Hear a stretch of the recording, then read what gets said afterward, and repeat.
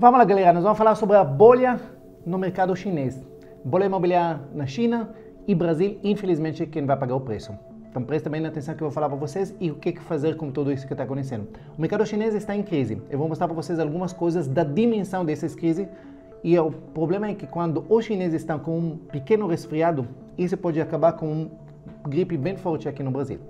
O país chinês está enfrentando crise nos gastos dos consumidores, mercado imobiliário, crise na exportação, que está em queda, importação está em queda, desemprego recorde, especialmente por jovens, e governos locais que estão atolados em dívidas. Estamos falando de mais de 9 trilhões de dólares de dívidas. No começo, enquanto os 1,4 bilhões de chineses ganhavam apetite pela mercadoria, quando abriam o mercado chinês, a economia global foi impulsionada pelo motor, simplesmente parece inesgotável do gigante asiático. No entanto, conforme nos últimos meses, na verdade já está vindo alguns anos, desde praticamente da pandemia, um pouco antes, esse motor está um pouquinho pipocando. E para quem não entende o tamanho da ligação que temos com o mercado chinês, basta olhar simplesmente esse número e entender o tamanho do problema que isso vai criar no Brasil. No ano passado, o Brasil simplesmente exportou 30% da exportação do Brasil foi para a China. A China é o principal parceiro comercial do Brasil desde 2009 e um dos principais fontes de investimento estrangeiros no Brasil. Em 2022, a corrente comercial entre os dois países bateu o recorde de 150 bilhões, com exportação de quase 90 bilhões e importação de 60 bilhões da China. Então, se a gente está falando de soja, carne bovina, celulose, açúcar, carne de frango, algodão, carne suína, todos, e são 7 das mercadorias mais exportadas pelo Brasil, obviamente, para a China. E esse rendendo para a exportação brasileira cerca de 48 bilhões de dólares em 2022. China exporta 70% da nossa soja, 63% dos nossos minérios, tudo isso exportado para lá. Pouco mais de 30% de tudo que o país exporta tem como destino a China. Desse total, quase um terço é minério de ferro, usado em boa parte pela indústria da construção para erguer os arranha-céus chineses. O preço da commodity já vinha caindo nos últimos meses e a expectativa de que a China vai passar a comprar menos deve empurrar o preço ainda mais para baixo.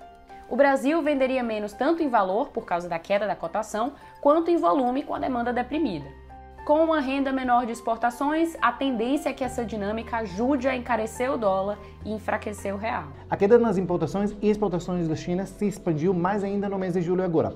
As exportações foi em queda de 14% e importações 12,4%. E só para vocês verem, o trimestre encerrado em julho, o PIB local, o PIB chinês, cresceu apenas 0,8%. Isso representa um crescimento anual de 3,2%. Isso é o menor crescimento nos últimos 30 anos. E o crise imobiliário chinês é muito pior do que os dados oficiais estão mostrando. Vamos começar com algumas coisas sobre o mercado imobiliário chinês. O Evergrande, que é a segunda maior empreiteira chinesa, eu já fiz vídeo ano passado mostrando que simplesmente a crise imobiliária, isso já começou há alguns anos. Essa empresa entrou agora, isso estamos falando de crise que já está restando alguns anos, entrou agora com pedido de falência nos Estados Unidos e se acumularam dívidas impagáveis de 300 bilhões de dólares. Uma das empreiteiras lá. Se vocês acham que a crise está só no setor imobiliário na China, veja isso.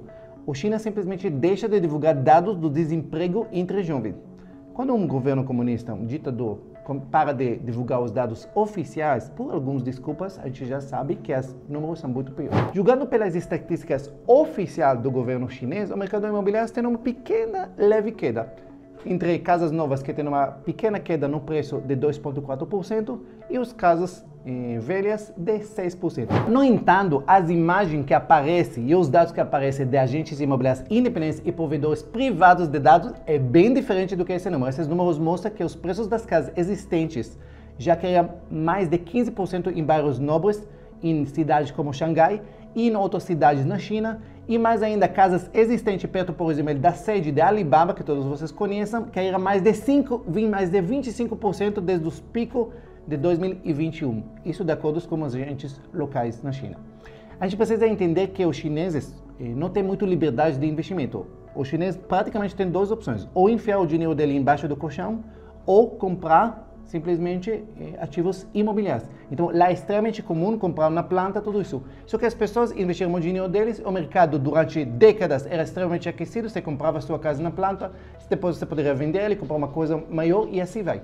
Imagina que essas pessoas que têm todo o dinheiro deles concentrados em imóveis, têm duas opções: ou A construtora que eles compraram não vai entregar.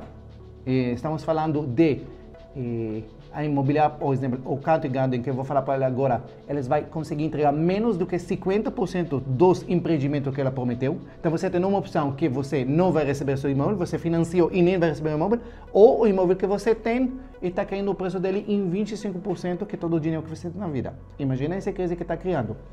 Como eu falei para você, o Country Garden, que já era o maior incorporador imobiliário da China, em receita, também enfrenta risco de inadimplência nos próximos semanas. À medida que a confiança no setor imobiliário despenca, eu quero que vocês entendam o que acontece. Muitas vezes, quando o mercado é extremamente aquecido, e esse mercado, ele em algum momento, ele fria, isso cria um efeito dominó extremamente complicado. Por quê? Porque muitas pessoas compram na planta, certo? No momento que tem menos pessoas comprando na planta, muitas vezes os empreendimentos já existentes, eles não vendem muito bem. Só que o próximo empreendimento que está em construção, muitas vezes o que acontece é que as pessoas, que os construtores usam o dinheiro que as pessoas dão de entrada no próprio empreendimento para tentar terminar o empreendimento anterior. No momento que as quedas começam a cair, justamente por crise de confiança, porque as pessoas não vão comprar mais na planta, porque ele tem medo que não vai entregar para ele um imóvel, acontece que não só o empreendimento que está lançado não vende, o empreendimento que já está no metade da construção dele não tem dinheiro para terminar. Agora multiplica isso por um incorporador que faz 1000 empreendimentos simultaneamente e vocês entendem o tamanho da crise que estamos falando. Estamos falando de incorporadores imobiliários, as vendas caíram 33% em julho, em comparação com 2022. E segundo o S&P Global Rating, como uma agência de classificação, as vendas do Country Garden, o outro que está em super crise, caíram 60%. Isso cria um efeito dominó. Quando o mercado imobiliário ele tem problemas, isso vai afetar outros setores em toda a economia. Desde o setor bancário, do setor de aço, de cimento, qualquer coisa que é ligado à construção civil. Simplesmente isso, entendeu? Agora, estamos ainda falando que China, 30% do PIB dela vem da construção civil. Então, vocês entendem o tamanho da crise. Isso também afeta todos os outros setores. Estamos falando que na China esse mês está acontecendo uma deflação, quer dizer, como as pessoas pararam de consumir, as pessoas estão começando a segurar o dinheiro por medo do futuro incerto, isso cria deflação, quer dizer que os preços não sobem, eles começam a cair. Parece uma coisa boa, mas não é bom. E quando começa a deflação, se ela não é controlada, isso pode ser um quadro parecido com o que aconteceu no Japão, onde quando estourou a bolha imobiliária, simplesmente nos anos 90, isso levou a um quadro de deflação e o país vive 3 décadas até hoje de declínio no Japão, desde aquela época.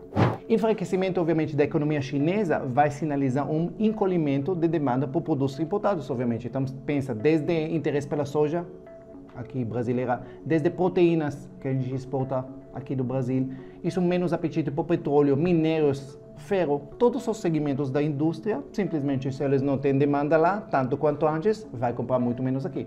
Isso certamente vai afetar o investidor brasileiro, sobretudo investidores da bolsa, quer dizer, da renda variável. Nós vamos ter maior prejuízo em ações de commodities metálicos, tipo a Vale, e vai ser menor impacto, mas também vai ser impacto no agronegócio e na indústria dos alimentos, certo? Isso porque dá para exportar com facilidade para outros países que sempre têm essa demanda. Uma parcela significada da bolsa é formada por empresas como Vale e Petrobras, que acabam sendo afetados pela desaceleração econômica da China. A Vale, para vocês, ela tem o maior peso na nossa bolsa. Ela representa 12,3% da bolsa brasileira. Então, se a Vale cai, pode ter certeza que ela vai puxar bastante o Ibovespa para baixo. Essa queda vai refletir em outros setores e, na verdade, em toda a nossa economia. Pensa comigo, se a gente exporta menos, quer dizer que vai entrar menos dólares para o Brasil. Se entra menos dólares no Brasil, automaticamente a tendência do dólar aumentar. Se o dólar aumenta, isso encarece praticamente tudo. Todos os produtos que estão no mercado em dólar. Então, desde o arroz, do feijão, do que vocês quiserem, vai ficar mais caros. Se os exportadores exportam menos, obviamente eles também pagam menos impostos. Se eles pagam menos impostos, vai faltar mais dinheiro para o governo, mais do que falta. Quer dizer que ele vai ter que fazer o quê? Aumentar e arrecadar e tirar de outros lugares. Então vocês imaginam que vai sofrer na bolsa de todos nós. Como se proteger de tudo isso? Sempre a proteção que eu falo, carteira diversificada. Nunca coloquem numa coisa ou outra. Sempre diversificar essa parte. Talvez como diversificação menor para exportadores, nesse momento você tem que clarear mais ou menos o que está acontecendo com a China. Continuar em títulos de renda fixa, atrelados à inflação, pode ser sempre interessante na questão de segurança, mesmo com sinalização, teoricamente, da queda de juros. Eu acho que isso vai demorar um pouquinho mais, enquanto os Estados Unidos não está diminuindo os juros lá, parece estar sinalizando que vai aumentar mais. os juros aqui não vai cair com tanta facilidade. Vamos esperar que isso é apenas um resfriado lá na China, que eles vão conseguir controlar isso, senão esse resfriado lá vai virar uma gripe bem forte e duradoura aqui no Brasil. Se gostou desse vídeo, curte, comenta. Escreve aqui no comentário se você acha que realmente essa crise da China é um resfriado que já vai passar, ou vocês acreditam que essa crise pode virar uma coisa bem grave e bem complicada lá na China e obviamente que vai refletir aqui. Escreve aqui no comentário se gostou, curte, comenta e compartilha com outras pessoas. Beijo no coração e até o próximo vídeo.